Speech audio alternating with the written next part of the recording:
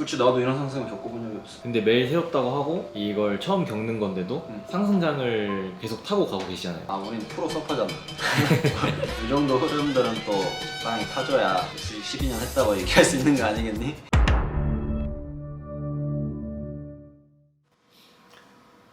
네, 안녕하세요. 말 걸지 마세요. 오늘 장 끝났는데 알았어. 왔어?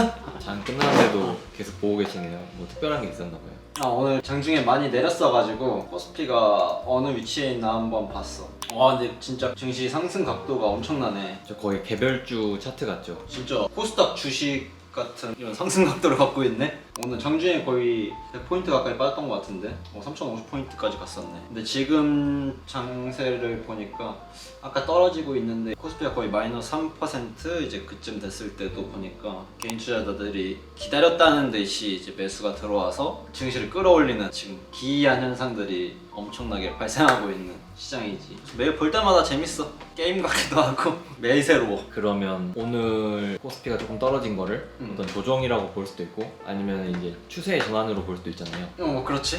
네, 동강님의 생각은 어떠신가요? 지금 코스피의 상승 각도와 코스피 전체 영업이익의 증가 속도로 보면은 코스피의 상승률 자체가 코스피 이익의 상승치보다 훨씬 더 기울기가 높기 때문에 어느 정도 조정은 있어야 된다고 보거든. 막무가내로 개인 투자자들이 많이 들어왔다 그래서 증시가 오르는 게 아니라 어느 정도 조정을 건전하게 거치면서 또 상승할 수 있는 여력을 충분히 갖추고 그 뒤에 다시 가던가. 그래서 내가 저번 주 금요일에 포지션을 많이 정리했던 이유는 이런 조정이 오지 않을까 해서.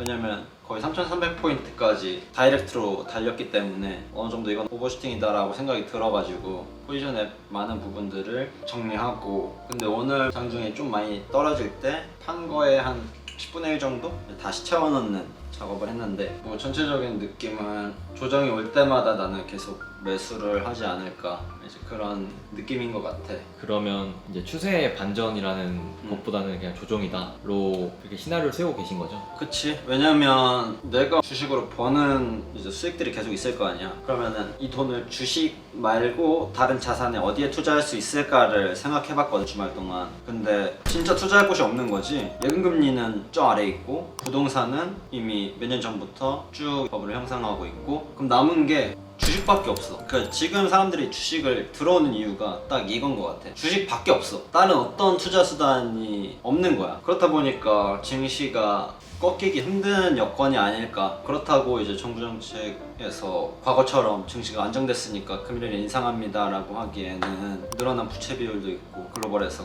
과거와 같지 않은 부채를 갖고 있기 때문에, 그러니까 과거랑은 조금 다른 느낌이다. 그래서 하락장을 예상하기에는 쉽지 않은 여건인 것 같아.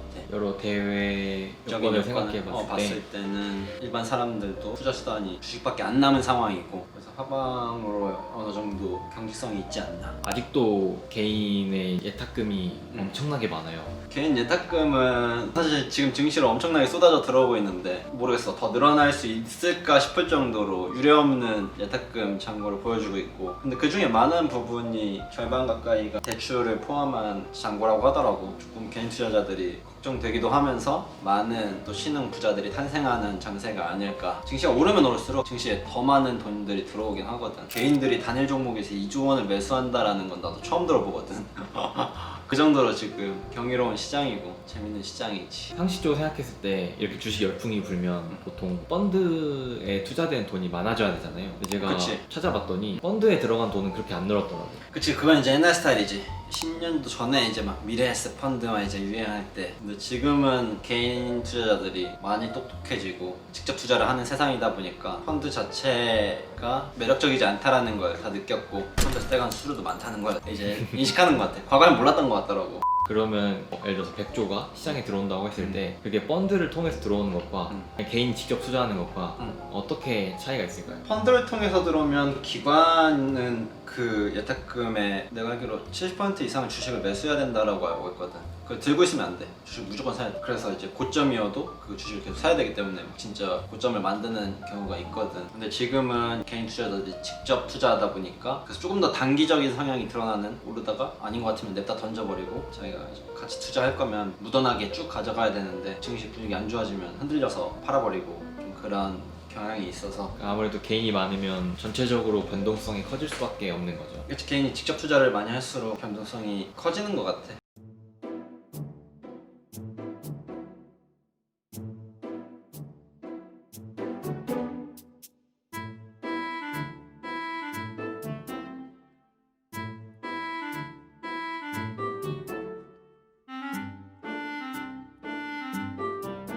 그러면 지금 이제 전체적으로 삼성전자도 변동성이 굉장히 높아졌잖아요. 장난 아니지. 그게 어떻게 보면 개인이 직접 투자를 하는 추세이기 때문이겠네요. 그런 것도 있는 것 같아. 기관들이 막 외국인들이 아무리 던져도 개인들이 받쳐서 다 사버리고 기다렸다는 듯이 막 사더라고. 변동성이 큰 시장인 것 같지.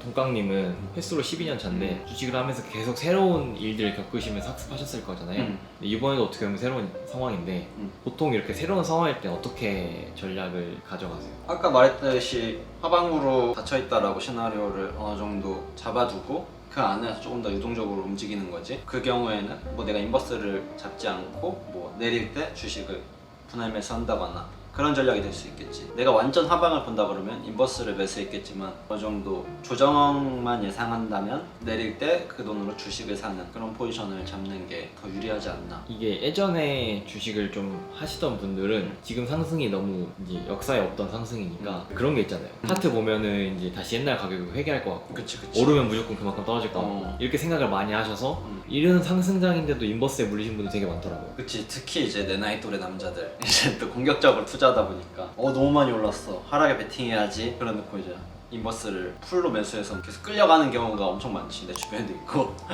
근데 되게 좋지 않은 것 같아. 그 하락을 예측하는 건 진짜 선수들의 영역? 선수들도 그 하락을 당연히 모르지. 나도 어느 정도 조정이 올 걸 알면서도 최대한 안 잡는 거는 상방으로 열려있다라는 것 자체가 엄청난 리스크거든, 인버스 포지션에서는. 그래갖고 아예 손도 안 대고 그냥 내릴 때 주식을 차라리 추가 매수하자. 조정 오는 종목들, 내가 다시 팔았던 종목을 다시 매수할 수 있는 기회로 삼는 거지. 근데 이게 동강님도 처음 겪는 상승이라고 자주 말씀하셨잖아요. 매일 새롭다고. 그치, 나도 이런 상승을 겪어본 적이 없어. 근데 매일 새롭다고 하고 이걸 처음 겪는 건데도 상승장을 계속 타고 가고 계시잖아요. 그치. 그게 조금 신기한 것 같아요. 우린 프로 서퍼잖아. 이 정도 흐름들은 또 땅이 타줘야 주식 12년 했다고 얘기할 수 있는 거 아니겠니? 그러니까 머리로는 새로워도 그냥 따라가는 게 맞다는 걸 알고 계신 거죠. 그치, 몸으로 아는 거지. 이 상승에서 내리면 다시 못한다. 뭐 어느 정도 오버슈팅이라고 하면 이제 과하게 오르는 시점들 있잖아. 그런 시점에서는 적당히 욕심을 내려놓고 익절할 줄도 아는 거고, 대신에 조정을 주면 다시 살 줄도 알아야 되는 거고, 그런 게 조금 유연함이 나는 주식 오래 하다 보니까 생긴 것 같아. 근데 뭐 일반 투자자들이 이거를 똑같이 따라하려고 하면 애매하게 가는 종목을 던져버리고 바닥에 기는 종목을 매수하는 경우가 있는데, 그럴 때 괴리감이 많이 심해져서 시장 수익률이랑 자기 수익률이랑 차이가 많이 나는 경우가 있는 것 같아. 지금 코스피 상승률은 엄청난데 1월에만 14%가 올랐다라고 얘기하는 것 같은데, 근데 코스피 시총상위 10종목은 그 14%를 초과하는 수익률들을 보여줬는데 나머지 종목들은 그러지 못한 경우가 많거든. 그 정도로 시가총액 상위주들이 오버슈팅 나오면서 시장 전체 수익률을 끌어가고 있는 건데, 그래서 더욱더 소외감이 많이 드는 시장이 되지 않나. 그래서 기존에 막 중소형주 잡고 있거나 시가총액이 낮은 종목을 잡고 있는 사람들은 수익률 면에서 굉장히 괴리감을 많이 느낄 것 같다라는 생각이 들고. 그러면 중소형주 얘기가 나와서 이제 질문 드리는데 주변에도 이제 중소형주 어떻게 알고들 자기만의 시나리오와 이제 스토리를 가지고 이제 중소형주들을 어떻게든 발굴해 찾더라고. 그치. 그런데 지금은 대형주 중심 장세잖아요. 그러면 중소형주를 가지고 계신 분들 입장에서 대형주로 이제 전환하는 것과 자기가 믿고 있는 그 중소형주를 계속 가져가는 것 중에서 어떤 게 더 낫다고 생각하세요? 나는 본인의 마음이 편한 게 최고.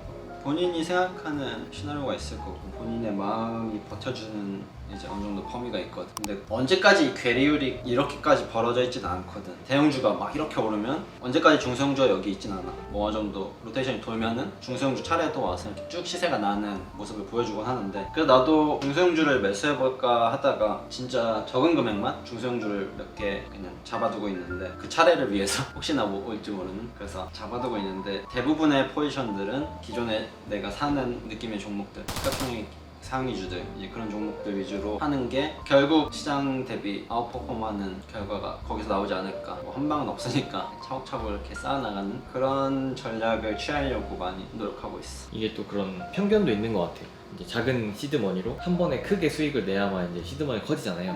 이제 그렇다 보니까 중소형주를 사야만 한다. 스스로 선택지를 중소형주로 다 좁히는 거죠. 아, 그치. 그런 분들 주변에 많은데 아이러니하게 대형주가 요즘 더 잘 가고 있잖아요. 그니까 물론 대박은 거기서 나오지. 막 10배, 20배 그런 종목들은 거기서 나오는데 난 주식 매일 하는 사람인데 12년째 겪어보지 못한 일이고 많은 사람들이 그 케이스 안에 들어가지 못할 것이고 근데 결국 시장 수익률을 따라가려면 시장 수익률을 끌어가는 종목들을 사는 게 사실 맞다. 그렇게 해서 적립식으로 사실 투자하는 게 제일 나는 지금도 항상 추천하는 방식이지. 꾸준히 자기 월급에 얼마를 이 주식 사겠다 그렇게 하는 거지. 굳이 중소형주에만 매달리지 않아도 시장이 좋으면 수익률은 충분히 따라온다. 그러면 이제 곧 있으면 3월에 공매도가 이제 다시 재개되잖아요. 그게 지금 상승장에 영향을 많이 주고